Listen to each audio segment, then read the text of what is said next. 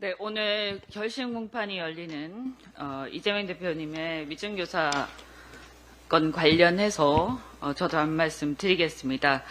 지난 영장기각 결정문에서 위증교사가 마치 소명이 되는 듯 기재가 되어 있어서 많은 분들이 선입견을 갖고 있을 수도 있을 것 같습니다. 다만 이제 그때 판사님 결정을 하신 판사님께서는 영장 기각과 관련해서는 상당히 공정한 결정을 하셨다고 생각이 됩니다만 아마 당시에 이 위증교사 건과 관련해서는 검찰에서 편집한 녹취록을 보신 게 아닌가 하는 생각이 듭니다. 그래서 녹취 전체를 보지 않고 혹시 하신 게 아닌가 하는 생각이 들고요. 그래서 아까 많은 분들이 말씀하셨습니다만 그 대부분의 상당한 말들이 고의로 삭제되어 있는 악마의 편집본이 공소장에 적시가 되어 있는데요. 그 중에서 굉장히 중요한 말들이 삭제가 되어 있습니다.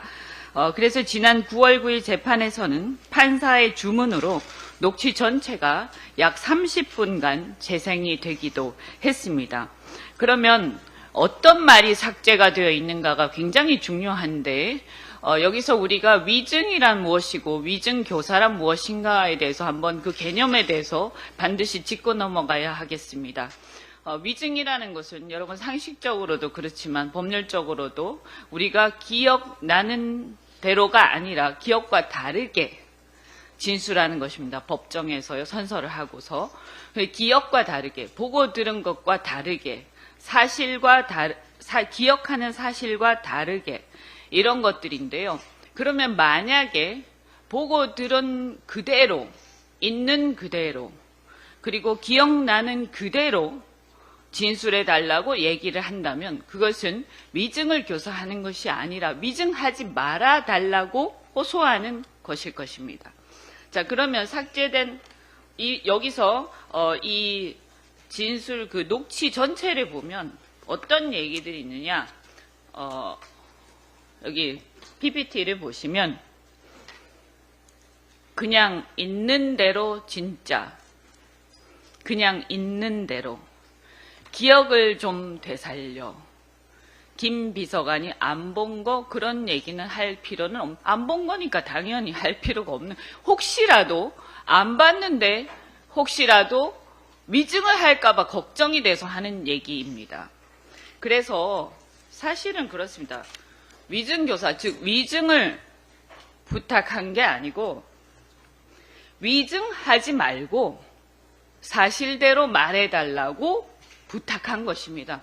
위증을 교사한 것이 아니라 위증하지 말아달라고 부탁하는 내용입니다. 전체를 들어보면. 그러니까 완전히 거꾸로 얘기하고 있는 것입니다.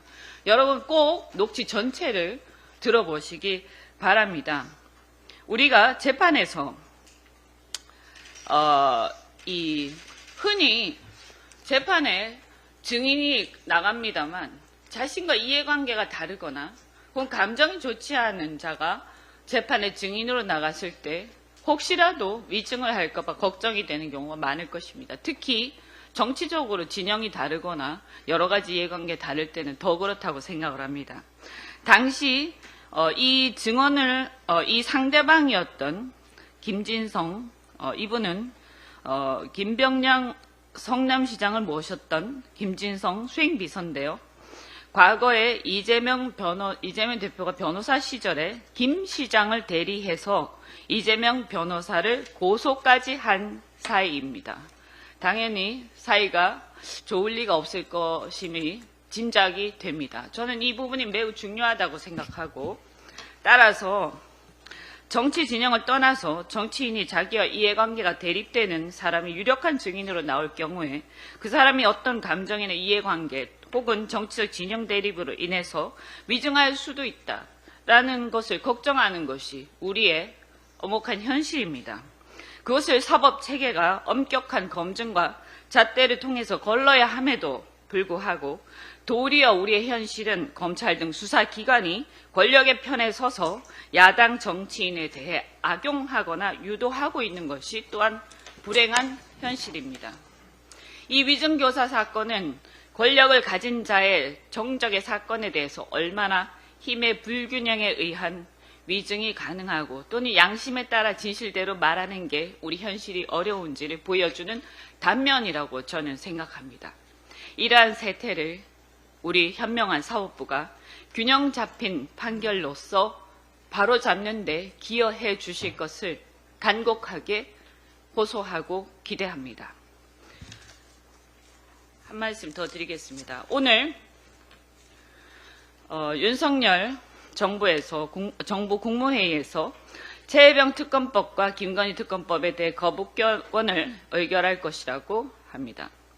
그런데 헌법상 대통령의 법률안 거부권은 무제한 허용되는 것이 아니라 헌법의 원리에 의해서 당연히 제한이 됩니다. 따라서 거부권의 행사가 헌법 원리상의 한계를 넘어설 경우에는 그 거부권 행사는 위헌이 되어서 그 자체가 탄핵 소추의 사유가 될 수 있습니다. 우리 헌법의 원리 중에서 가장 중요한 원리 중에 하나가 바로 이해충돌 금지 원칙입니다. 즉 공공성과 사사성이 충돌할 때 국가의 공적 영역이 갖는 공공성이 사적 이해관계에 따라서 좌우되는 것을 헌법적으로 용인하지 않겠다는 원칙입니다. 특히 헌법의 수호자로서 대통령은 가장 대표적인 공익의 대표자로서 대통령의 권한 행사 시 사익을 우선하는 권한 행사를 할 수 없음은 물론입니다. 그런 헌법상의 이해충돌 금지 원칙에 비추어 볼 때 첫째, 최혜병 특검법에 대한 거부권 행사는 자기 자신이 피의자가 될 수도 있는 특검법에 대해서 거부권을 행사함으로써 국방의 의무를 수행하다가 사망한 최혜병의 억울한 죽음과 수사 외압에 대한 진상규명이라는 그런 공익보다 본인의 특검 수사를 회피하고 자신의 사법적, 헌법적 책임을 면하려는 사적 이해관계를 우선하는 권한 행사입니다. 두 번째, 김건희 특검법에 대한 거부권 행사는 그보다 더 명확합니다. 명품백 수수 사건, 도이치모터스 주가 조작 사건과 공천 개입 사건의 경우에는 배우자인 김 여사가 특검의 피의자임이 너무나 명백하므로 그에 대한 거부권 행사는 헌법상 이해충돌 원칙에 반하는 위헌적 거부권 행사입니다. 공직사의 투명성과 청렴성, 자본시장의 투명성과 증권거래 질서, 정당 활동의 자유라는 공익보다 본인 배우자의 특검 수사를 회피하고 그로 인한 자신의 정치적, 사법적, 헌법적 책임을 면하려는 사적 이해관계를 우선한 거부권 행사입니다. 따라서 적어도 최혜병 특검법 및 김건희 특검법에 대한 거부권 행사는 헌법상의 이해충돌 금지 원칙에 반하므로 헌법상에 허용되지 않는 것이고 그 자체가 헌법 위반입니다. 이 거부권 행사 자체가 대통령의 헌법 수호 책무에 반한다는 점을 경고합니다. 재의결 시 여당 의원들께서도 이 점을 유념해 주실 것을 부탁드립니다.